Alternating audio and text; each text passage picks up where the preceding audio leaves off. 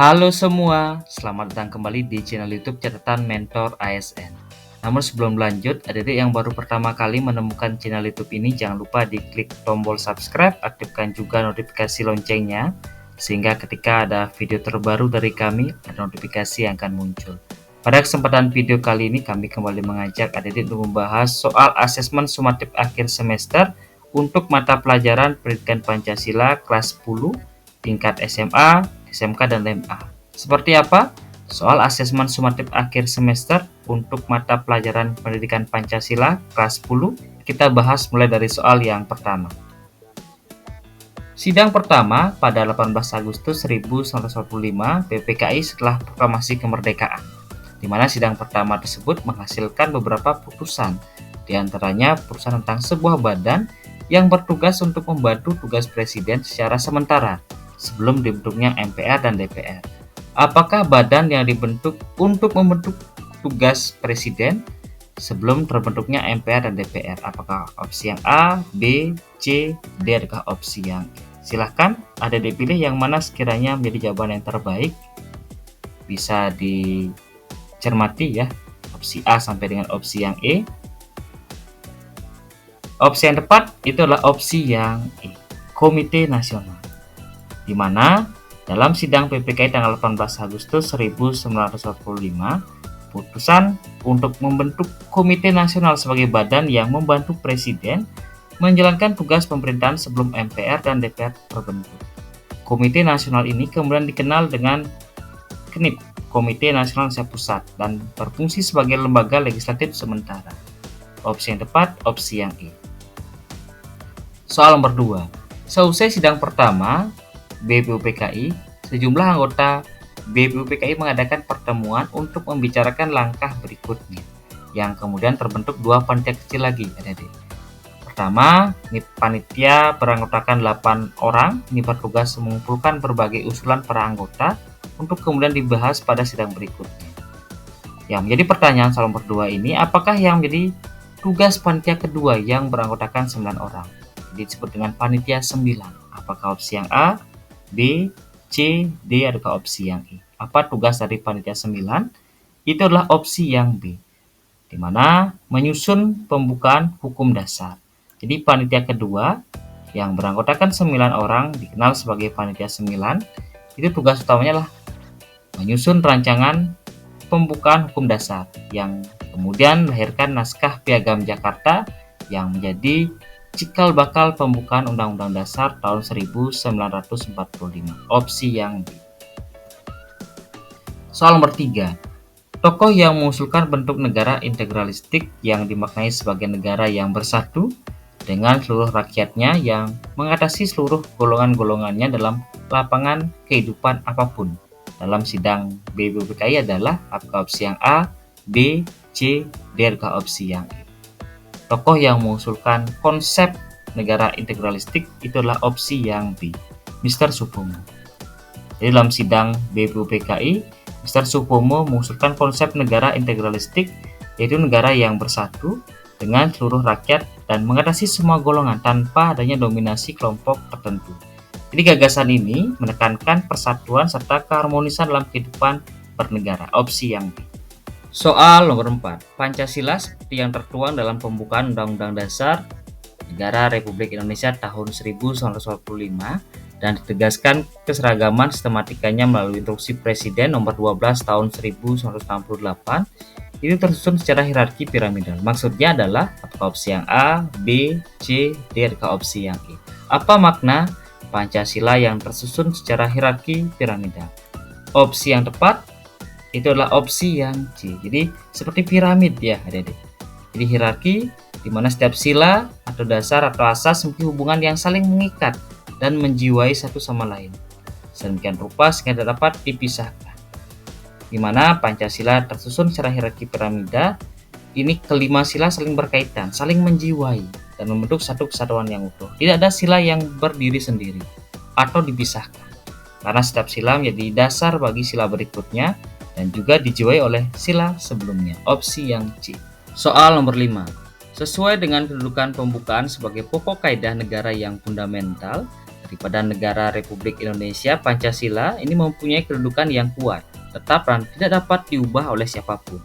Karena perubahan terhadap pembukaan Undang-Undang Dasar Negara Republik Indonesia tahun 1945 ini berarti apakah opsi yang A, B, C, D adakah opsi yang E. Jadi tidak boleh dilakukan perubahan terhadap pembukaan Undang-Undang Dasar.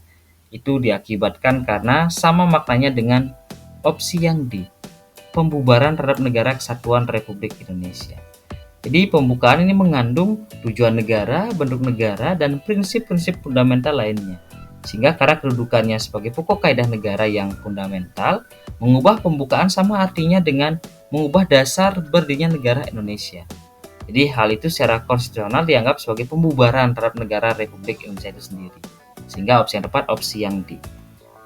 Soal nomor 6, Soekarno ini mengusulkan dasar mufakat dan permusyawaratan atau demokrasi sebagai dasar ketiga.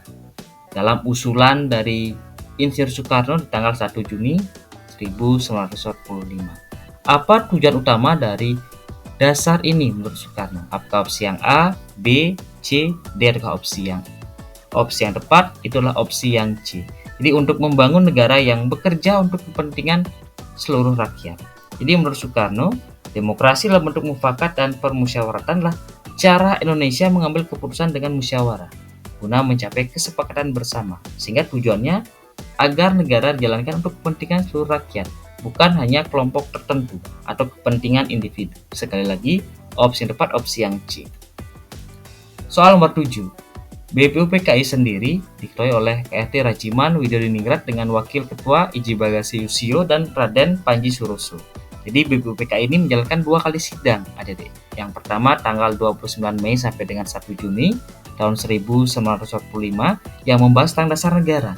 Kemudian sidang yang kedua tanggal 10 Juli sampai dengan 17 Juli tahun 1945 ini membahas tentang apa? Apakah opsi yang A, B, C, D atau opsi yang E? Opsi yang tepat di agenda sidang yang kedua ini membahas tentang rancangan Undang-Undang Dasar, opsi yang B. Jadi sidang yang kedua ini berlangsung 10 sampai dengan 17 Juli dengan fokus pembahasan adalah rancangan Undang-Undang Dasar, termasuk pasal-pasal, susunan negara, serta naskah pembukaan yang sebelumnya yang sudah dirumuskan oleh Panitia 9. Sekali lagi, opsi yang tepat opsi yang B. Soal nomor 8. Pancasila sebagai dasar negara memiliki kedudukan yang sangat penting dalam tatanan hukum Indonesia. Berdasarkan peraturan perundang-undangan, Pancasila ini dianggap sebagai sumber dari segala sumber hukum. Ini kata kuncinya, Dede. Sumber dari segala sumber hukum. Ini berkaitan tentang Pancasila dikaitkan dengan hukum. Mengapa kedudukan ini dianggap sangat vital bagi kelangsungan negara Indonesia? Apakah opsi yang A, B, C, D atau opsi yang E? Jadi Pancasila sebagai sumber dari segala sumber hukum. Opsi yang tepat itu opsi yang B, di mana seluruh peraturan hukum harus sesuai dengan nilai-nilai Pancasila. Ini yang dimaksud Pancasila sebagai sumber dari segala sumber hukum. Sehingga semua peraturan di Indonesia wajib berstandar pada nilai-nilai Pancasila. Jika ada hukum yang bertentangan dengan Pancasila, maka hukum tersebut tidak sah. Hal ini menjadikan Pancasila sangat penting bagi keberlangsungan negara dan sistem hukumnya. Opsi yang B. Soal nomor 9. Pancasila merupakan sumber dari segala sumber yang berlaku dan digunakan sebagai dasar untuk mengatur penyelenggaraan negara. Ini kata kuncinya, Dede. Mengatur penyelenggaraan negara. Jadi dasar penyelenggaraan negara. Sehingga ini merupakan arti Pancasila, kedudukannya sebagai apa? Apakah opsi yang A, B, C, D atau opsi yang E? Sebagai penyelenggara negara, opsi yang tepat itulah opsi yang E. Pancasila sebagai dasar negara. Pancasila sebagai dasar negara, adik-adik berarti menjadi pondasi utama dalam penyelenggaraan negara Indonesia. Semua lembaga negara, kebijakan dan hukum harus berdasarkan nilai-nilai Pancasila agar sesuai dengan tujuan dan prinsip berdirinya Negara Kesatuan Republik Indonesia. Opsi yang E. Soal nomor 10. Dalam hierarki peraturan perundang-undangan di Indonesia, peraturan yang memiliki kedudukan tertinggi adalah opsi yang A, B, C, D atau opsi yang E. Silahkan adik-adik pilih yang mana sekiranya menjadi jawaban yang terbaik untuk soal nomor 10 ini. Jadi peraturan yang memiliki kedudukan tertinggi. Opsi yang tepat adalah opsi yang A. Undang-Undang Dasar Negara Republik Indonesia tahun 1945. Jadi dalam hierarki peraturan perundang-undangan, Undang-Undang Dasar tahun 1945 ini bukan tertinggi karena menjadi konstitusi negara Indonesia atau menjadi hukum dasar negara Indonesia.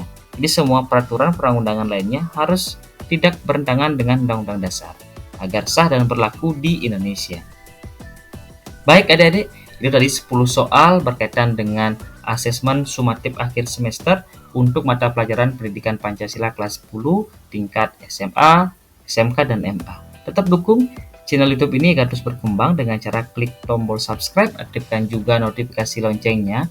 Jangan juga lupakan like, share, sehingga banyak siswa kelas 10 mendapatkan manfaat dari video yang kami bagikan. Tetap semangat belajar, sampai berjumpa di video kami berikutnya. Terima kasih.